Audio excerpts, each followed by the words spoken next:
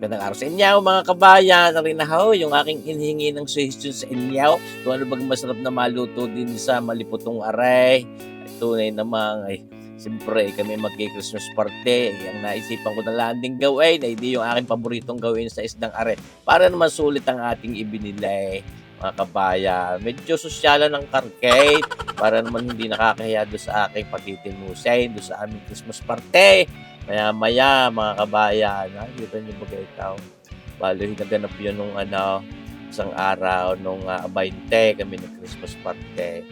'Yun, tunay kayo. Shout out sa aking mga brothers diyan sa Barigmoto.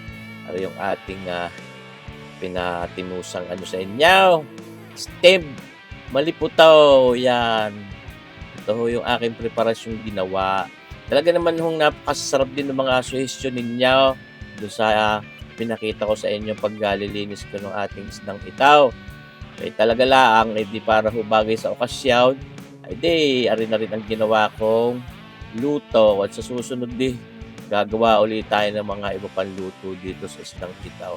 Eh, naggagayat ngayon ng ating mga panggarnis diyan, mga pang-adornaw, diyan sa ating gagawing steamed maliputong yan. Nagagayat na tayo sa inyong mga napapanood ngayon. Ngayon itong ating sweet onion. Ako, hindi ko pwede mawala yan. At talagang pampalinamnam at pampasarap lalaw yung ating sibuyas na puting yaan. Yung mga bell pepper din kayo nakita. Yung mga pipinaw. Dito, nagagayat din tayo ng carrots. Yan how. Tunay namang ito'y paborito kong gawin dahil napakasarap po nito mga kabayan. Ating ini-steam habang tayo nagagayat na yun, ini-steam na natin yung isda natin, ating pinasisingawan natin. May mga kamatis pa rin papagayaan. Ay, naku, pag may mga okasyon, ay gustong-gusto ko may papagayang steamed maliputaw o kung hindi man maliputaw, kahit mga muslaw o talakitaw, halos pare-parehulaan naman niya. Ating mga pinaggagayat, may mga bell pepper tayo pula, may verde, may carrots na yaan, tapos may karikit na celery din, yung pampasarap din lalo, pampabango at pampatanggal uma, yung mga pipinong yan pang garnish natin, yung sweet onion, tsaka yung mga kamatis na yaan, mga kabayan. Tapos, yung mga pipino pang pinaw, tapos itong mga ginetgayat yung sibuyas, giniling ko. Yan, may bawang din yung kasama at karikit na celery. Ito, kalipas ng mga kalahating oras, yan how ang ating isdang maliputong yan. Ako'y sariwan-sariwa yan mga kabayan. Talaga namang hindi ko itinapon yung pinagkatasang yun at parang pinakapatis.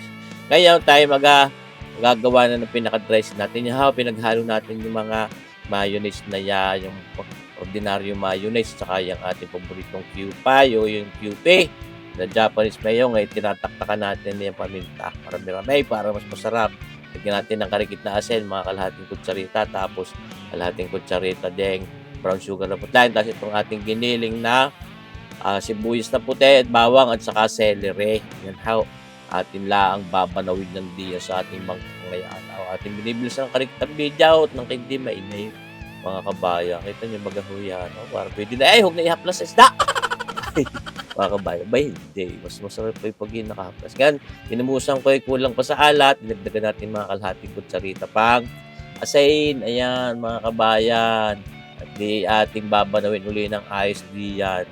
Tunay kayo mga kabayan, nakaka-excite. Paano ko naman ako yung excited na mapatimos rin sa ating mga kasagpit mga brothers ko sa Barigmoto. Ayan, sinaid na natin yun naman yung ating Japanese mayong yun. Baka makapagsabi pa. Sinama na rin natin diya. Sinaid natin sa lalagya para hindi sayang. Panalo na ang lasa niyang ating dressing na yaan. Tunay ayos. Kaya ilatag na natin diya sa ating gagamiting lagyan natin din ng mayonnaise sa ilalim para naman mas masarap. Tapos itong mga ibabaw na ito, hahaplasan lang natin yan. Yung ating ginawang dressing. Marami-rami na dressing para mas masarap, mas malinam lang sa iyong napapanood. Parang pwede na huwag nalagyan ng adorno. Tunay kayo mga kabayan. Napakasarap din naman nga ng isdang iyan. May lasa-lasa ang presyaw. Pero, sulit naman. Ngayon, adornohan na natin para may karikit na presentasyon naman. Ayan, lalagyan natin ng dekorasyon o adorno mga kabayan. Yan, ating red bell pepper na yan, pamparikit ng kulay. Abay, Pasko eh. Oh, mga kabayan. O di yan, ating nilalagyan niya ng mga gilid-gilid na yan ng ating natirang red bell pepper na yan. So, okay. Para presentable. Ngayon, lalagay naman natin, lalatag din yung ating ginit-gayat na pipino. Yan, sa inyo napapanuor, mga kabayan. Lalagyan naman yan ipampalinamnam. Tapos itong carrots na itaw. Oh, di ba gahaw? Halo-halo ang kulay, pampaganda't para maging enticing talaga. Tapos yung celery yaon sa may bandang puwitan. Oh, ito na, mga kabayan. Yung mga green na bell pepper. Lagay naman natin sa mga giler-giler. Tunay kayo. Parang yan. Pang hotel din naman yan, mga kabayan. Diyos Marcipaw Tawarin. As ito, mga ginat-gat natin sibuyas at pepinong yan. Nilalataglan din sa mga giler-giler na yan. Na inyo napapanuor. Mga kabayan, napakasarap din naman kaulam niyan yung isdang yan. Tsaka yung mga dressing na yan. Pampalinamnam at pampagana lalo sa paglantak. Mga kabayan. Tapos, siyempre, pero pa tayo lalagay diyan. Oh, mga kabayan na nga, napalagay na. Sino ba naglagay? Hindi namalayan. Hindi ko napindot ang record buttons. Ayaw. Kaya napalagay na rin yung ating sweet onions na yan. Oh, kakarigit ng itsura. Kaganda para pwedeng ligawan Marcipaw Tawarin. Ano mo ni kumain siya for pride. Tira, panalo na. Pwede na yung madala doon sa handaan, doon sa aming Christmas party. Oh, handaan niya kaya. Oh, binagkasurais yata. Kamula ang mata Ay, mga kabayan, di ba naman ha? Pagka pabisang-misin nakakapag-prepare tayo ng garnay, lalo pag may mga okasyaw, ay matutuwa, makakatimos ng ating steb. Malipotong iyan. At kung ano man gusto nyo itawag diya, kung muslo yan, talakitaw, basta. Masarap po yung isdang iyaan, mga kabayan. Tunay kayo. Ay, nag-aayayan, sarap. Tigan na lang natin, huwag na natin ulamain. Oh, masarap papakain. Pwede di pulutan.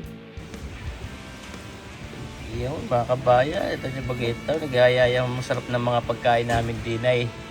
Oh, meron din ariate pansit malabaw, no? Pansit palabaw. Tsura pa lang masarap na Tapos dinay, may kaldereta. Kalderetang aray? Baboy. Kalderetang baboy. Oo nga naoink-oink Yun. Tapos aray, bake aray? Bake macaroni o lasagna? Oo, lasagna. Ito, masarap ito.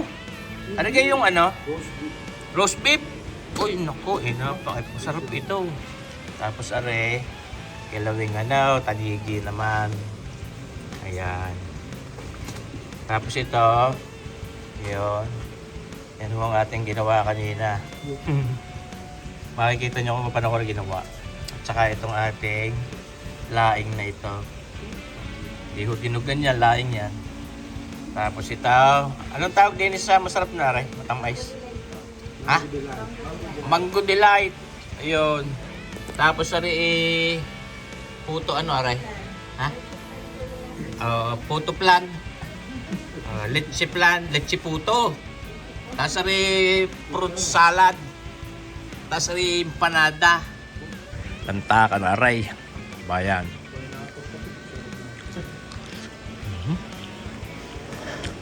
Yung ating isda.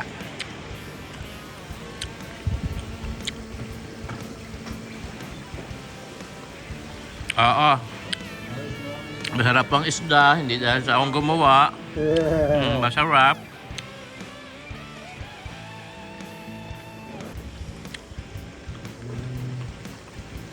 Maliputo. Ang ibang tawag, maliputo. Wala kayo ito. Muslo.